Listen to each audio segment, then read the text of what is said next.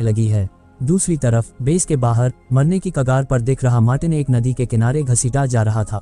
उसे कैद करने के बाद वह रेस को मनाने की कोशिश करता है कि उसे सिमोन को ढूंढने के लिए छोड़ दिया जाए, लेकिन रेस तुरंत उसकी उम्मीदों पर पानी फेर देता है। वह कहता है कि सिमोन के पास एक लोकेटर पेंडेंट था, लेकिन उसका सिग्नल अब दिखाई नहीं दे रहा, जिससे यही पता चलता है कि सिमोन मर चुकी है।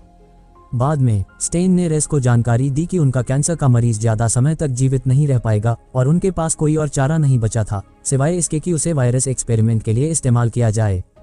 यहाँ रेस जानता था कि अगर उन्होंने सामान्य तरीके से यह एक्सपेरिमेंट किया तो मरीज की मौत निश्चित थी। इस बीच सारा, जो अब वायरस पर नियंत्रण पाने के बाद कुछ घमंडी हो गई थी, उसने रेस से कहा कि उसे इन छोटी बातों की चिंता नहीं करनी चाहिए। अगर उसे बॉस के बारे में डर था तो उसे बस उसे रास्ते से हटा देना चाहिए, फिर रेस ही अपोलोन कंपनी का असली नेता बन जाएगा। लेकिन उन्हें इस बात का अंदाजा नहीं था कि उनके हर शब्द और हर हरकत पर बॉस की नजर थी।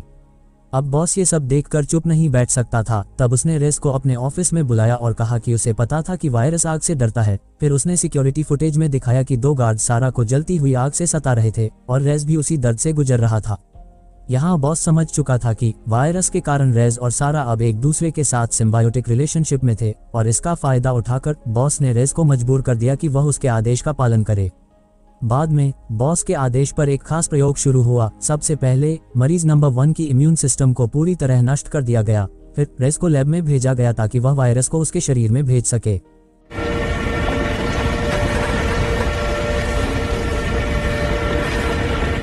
अब सभी सांस रोके इस चमत्कार के होने का इंतजार कर रहे थे, लेकिन 10 मिनट बीत जाने के बाद भी मरीज में कोई बदलाव नहीं आया है।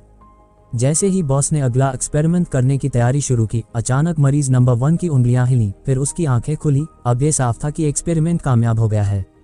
अब वहां मौजूद सभी लोग उत्साहित हो गए, खासकर रेस, जिसके बाद बॉस ने रेस को अगले प्रयोग के लिए तैयार रहने का आदेश दिया।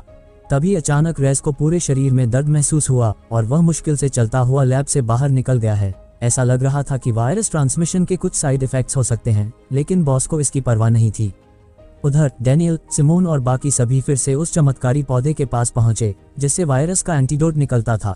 जल्द सिमोन ने अपने साथियों को इसकी विशेषता दिखाई, पर यह रस इंसानों पर कैसे काम करेगा इसका कोई अंदाजा नहीं था।